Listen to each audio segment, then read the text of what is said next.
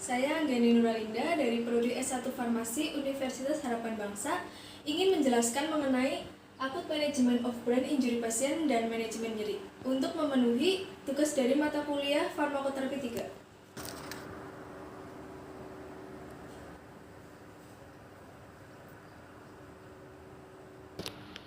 3. Baiklah, pertama-tama saya akan menjelaskan mengenai apa sih cedera otak itu. Cedera otak adalah semua cedera terkait otak yang mempengaruhi seseorang secara fisik, emosional, dan sikap. Cedera mengakibatkan perubahan aktivitas saraf otak yang kemudian mempengaruhi integritas fisik, aktivitas metabolisme, atau kemampuan fungsional sel-sel saraf di otak.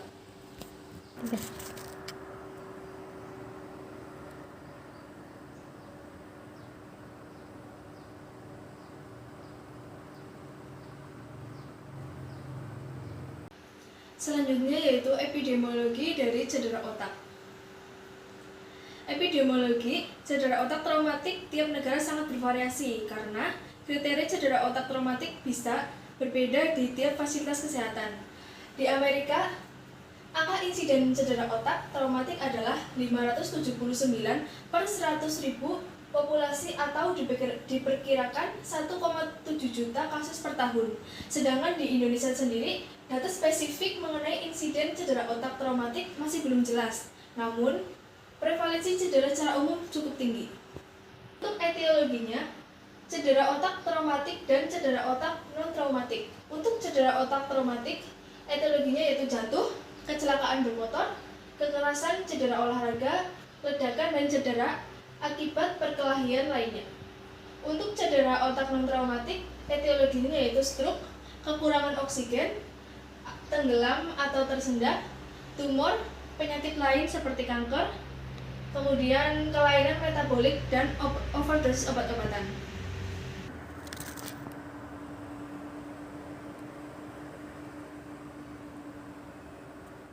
Selanjutnya, saya akan menjelaskan mengenai terapi dari cedera otak.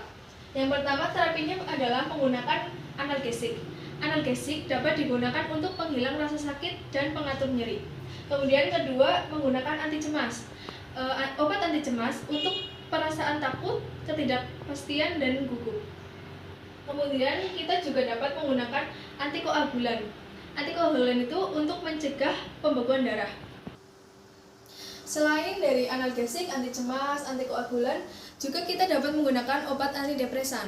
Obat antidepresan ini digunakan untuk merawat gejala depresi.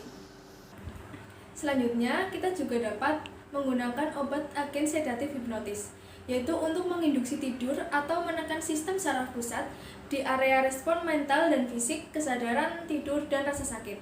Kemudian, kita juga dapat menggunakan obat stimulan. Obat stimulan itu yaitu untuk meningkatkan tingkat kewaspadaan dan perhatian. Kemudian terapi menggunakan obat diuretik. Obat ini mengurangi jumlah cairan di dalam jaringan dan meningkatkan pengeluaran urin, membantu mengurangi tekanan darah di dalam otak. Kemudian obat anti kejang. Obat anti kejang itu untuk orang yang mengalami cedera otak traumatik sedang atau parah berisiko mengalami kejang pada minggu pertama. Selain kita dapat menggunakan terapi untuk cedera otak yaitu analgesik, anti cemas, antikoagulan, antidepresan, antipsikosis, agen sedatif hipnotis, stimulan, diuretik, dan anti kejang, kita juga dapat menggunakan obat pemicu koma. Dokter kadang-kadang menggunakan obat ini untuk membuat orang koma sementara karena otak yang koma membutuhkan lebih sedikit oksigen untuk berfungsi. Obat untuk pemicu koma ini terutama membantu jika pembuluh darah yang ditekan oleh meningkatnya tekanan di dalam otak tidak sanggup untuk mengalirkan jumlah nutrisi dan oksigen ke sel-sel otak.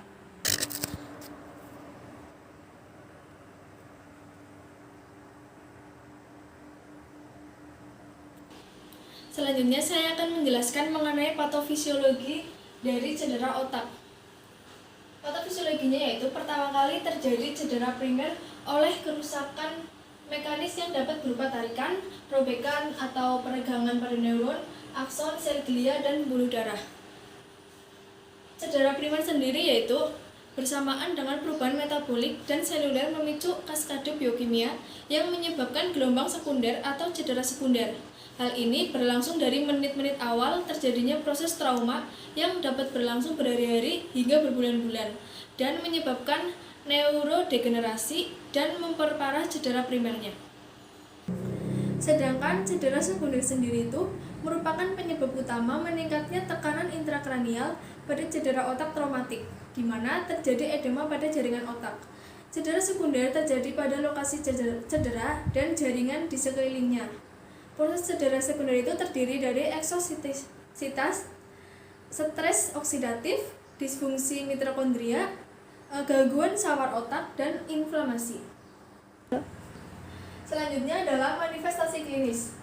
Gejala yang sering dialami pada cedera otak yaitu adalah kehilangan kesadaran selama hitungan menit hingga jam, pusing hebat secara berkelanjutan, dan mual muntah secara berkelanjutan. Kemudian untuk diagnosisnya sendiri yaitu ditegakkan melalui semua komponen pemeriksaan, mulai dari anamnesis, pemeriksaan fisik maupun pemeriksaan penunjang.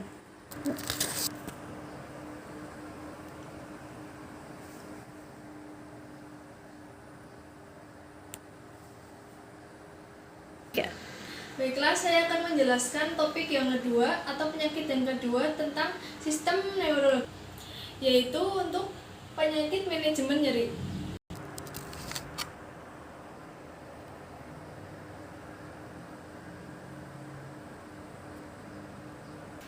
Pengertian nyeri sendiri adalah sensori subjektif dan emosional yang tidak menyenangkan yang didapat terkait dengan kerusakan jaringan aktual maupun potensial, atau menggambarkan kondisi terjadinya kerusakan.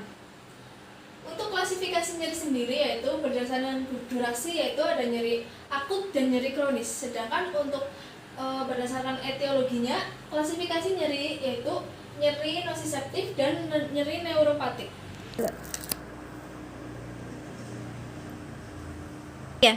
Selanjutnya, klasifikasinya yang menurut durasi itu ada nyeri akut dan nyeri kronik tadi. Nyeri akut yaitu dihubungkan dengan kerusakan jaringan dan pengobatan cepat yang diberikan untuk menghilangkan nyeri. Durasi nyeri akut itu dimulai dari pertama kali terkena cedera sampai dengan 7 hari. Sedangkan nyeri kronik adalah nyeri konstan atau hilang timbul yang menetap sepanjang suatu periode tertentu. Terjadi proses inflamasi atau peradangan. Selanjutnya untuk klasifikasi nyeri yang berdasarkan etiologi yaitu ada nyeri nosiseptif dan neuropatik. Untuk nyeri nosiseptif adalah nyeri yang disebabkan oleh kerusakan jaringan, proses penyakit ataupun fungsi abnormal dari otot atau organ dalam. Contohnya yaitu karena nyeri benturan. Selanjutnya untuk klasifikasi yang menurut etiologi yaitu nyeri nosiseptif dan nyeri neuropatik. Untuk nyeri nosiseptif adalah nyeri yang disebabkan oleh kerusakan jaringan, proses penyakit ataupun fungsi abnormal dari otot atau organ dalam. Contohnya yaitu karena nyeri benturan dan lain-lain. Untuk nyeri neuropatik adalah nyeri yang ditimbulkan oleh kerusakan saraf ataupun disfungsi saraf seperti pada diabetes mellitus, herpes HNP.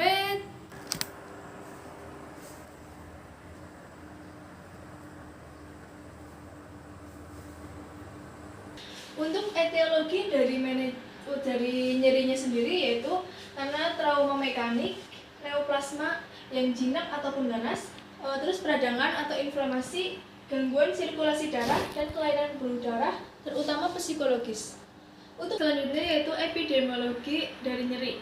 Menurut WHO, menyatakan terdapat sekitar 150 gangguan muskuloskeletal diderita oleh ratusan juta manusia yang menyebabkan nyeri serta distabilitas atau keterbatasan fungsional sehingga menyebabkan gangguan psikologis dan sosial pada penderita.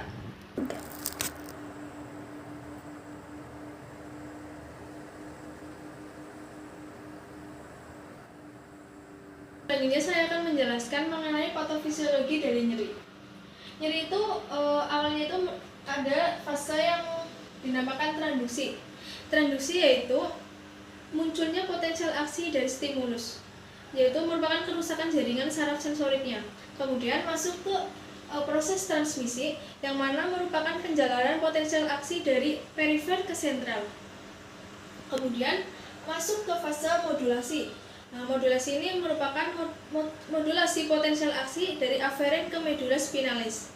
Kemudian setelah melalui proses modulasi, masuk ke persepsi, yang mana merupakan fenomena kimiawi psikologis kompleks ekspresi nyeri. Kemudian rangsangan dari luar yang berupa mekanik, suhu kimiawi, lalu kemudian nyeri timbul dari kemampuan sistem saraf untuk mengubah stimuli rangsangan menjadi potensial aksi ke CNS.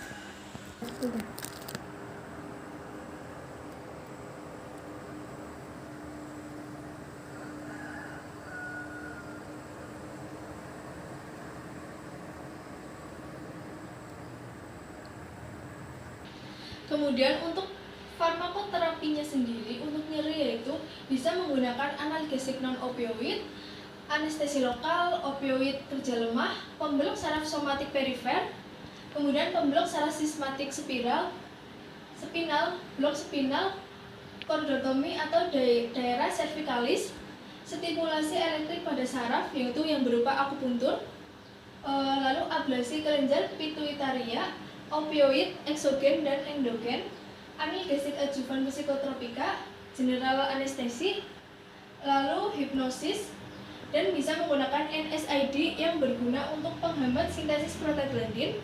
Kemudian bisa juga menggunakan opioid dan ditambahkan dengan derivatnya yang berupa morfin, petidin, metadin, tramadol, fentanyl, kodein, dan lain-lain.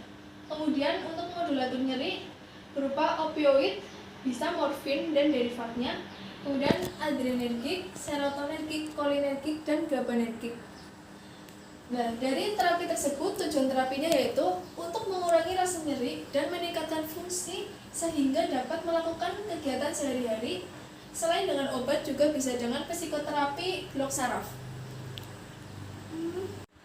Sekian penjelasan dari saya mengenai penyakit dari sistem neurologi yaitu berupa manajemen nyeri dan ada cedera otak.